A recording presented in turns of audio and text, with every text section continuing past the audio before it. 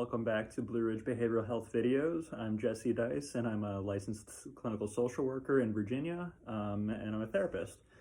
And I am going to do a video today called Dropping Anchor. It's an exercise that Dr. Russ Harris, who teaches acceptance and commitment therapy, it's an exercise that he made very popular, and I think you created as well. And I use that with a lot of my clients to help out with grounding. So that's when we're feeling swept away by emotions, whether it's anxiety, sadness, anything really that you can experience that feels like it's just really taking you away from the present moment. And so this is a really good thing to incorporate in our practice. And it can be a really good go-to for any time we're needing to reestablish what we call psychological flexibility. And that basically is the ability to maintain a broad spectrum of awareness so that we're not getting hyper-focused on one part of our lives or experiences, and we're allowed to live a little bit more flexibly. So the way this works out is there's three different fields of attention, and one of those is our external world, so everything around me. The other is my body and noticing experiences within my body, and another one's in the mind. And quite often when we get hooked, we usually notice it first with our body or our mind. So if you're feeling really overwhelmed, you might notice your heart racing and taking off, or your chest tightening. Maybe thoughts are kind of going from 0 to 100, and it's hard to keep up with things. And so that's a good indication that we need to establish some grounding here.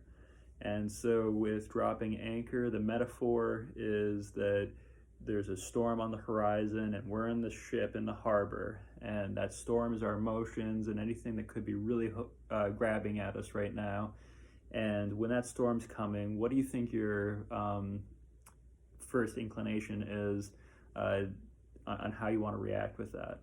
Many of us would probably say, I want to get out of there before this thing hits. It's a great first reaction, I think, that many of us would have. Unfortunately, that sets us up to get lost at sea. We are not really good predictors of how big the storm is, where it's going, how long it's going to sit on a particular area, and we are going to get lost at sea if we don't know exactly what we're getting ourselves into. So the safer bet is to drop anchor where you are, so that we kind of come to a place of openness and acceptance that this storm may hit us indeed, but that at the end of the storm, we are going to be able to relocate where we are, pull out our compass, and know where we want to go from here.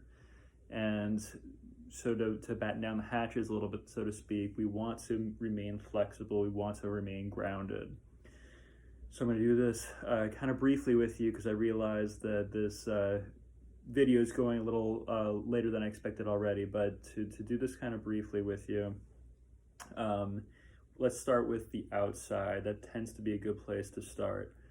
And so a game that I play with my clients to teach the understanding of how to draw our attention outside of our body is I ask them to maybe name 5 colors around the room. So for me right now, and actually this painting that's behind me also has, we have similar paintings around this room that are similar in color to this one. So I'm seeing gold, blues, teals.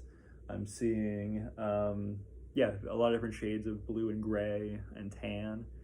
And I'm going to want to exercise my other senses as well. So I'm going to want to gauge my sense of smell and what I might be picking up on. This is a pretty sterile therapy room, but I did just Lysol some things, so I'm actually getting a kind of nice tropical scent from that.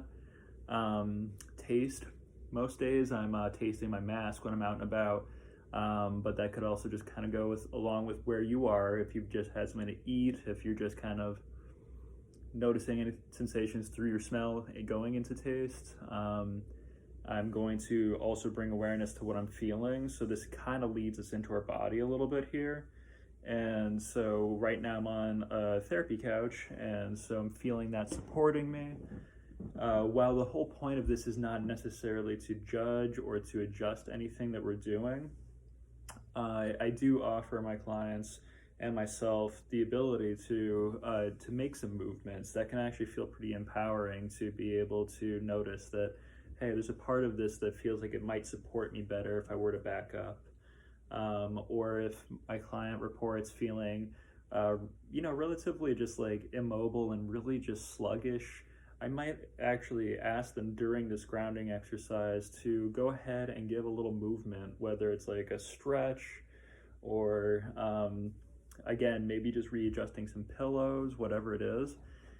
So we're entering into the realm of the body right now, and I notice the good, the bad, the strong, the pain, whatever. And so if you're noticing that you're noticing some aspects of pain in your legs, maybe some heat or temperature differential in your body, where a lot of times I notice I'm actually wearing a lot of polos in these videos. So actually right now I'm kind of feeling a little bit cooler on top, and I'm wearing dress pants on the bottom, and that feels hotter. We will be noticing if we're having headaches, if we're tensing any parts of our body, our jaws. I tend to keep a lot of my stress and strain in my back and my shoulders, and right now in the small of my back, actually. And again, not necessarily wishing those experiences away, but just being with them and just registering them, just as I did when I was bringing attention to and awareness to the outside here. And then lastly, I'm going to take a pulse on what's going on in my head. So I'm going to, again, notice the quality, not just the quantity or content of my thoughts. So is it fast? Is it slow? Does it feel fuzzy? Does it feel hard to articulate? Does it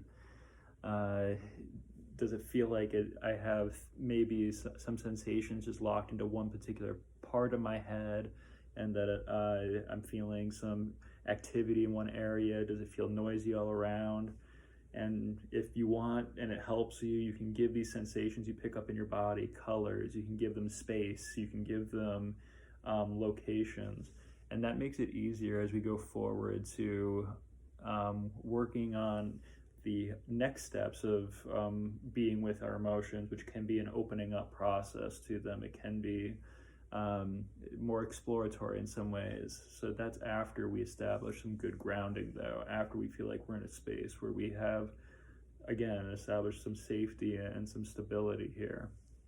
So I hope that was a helpful, very quick rundown of the metaphor of dropping anchor, the exercise of dropping anchor, and why it's useful for you individually and for your clients if you're a therapist viewing this. And I'm actually hoping to do an audio file version of this as well, so that you can kind of take that on the go. And I will focus that more on the actual the actual exercise itself. So the psychoeducation stuff that I was saying at the top of this video won't be included. So feel free to check that out pretty soon. Thank you.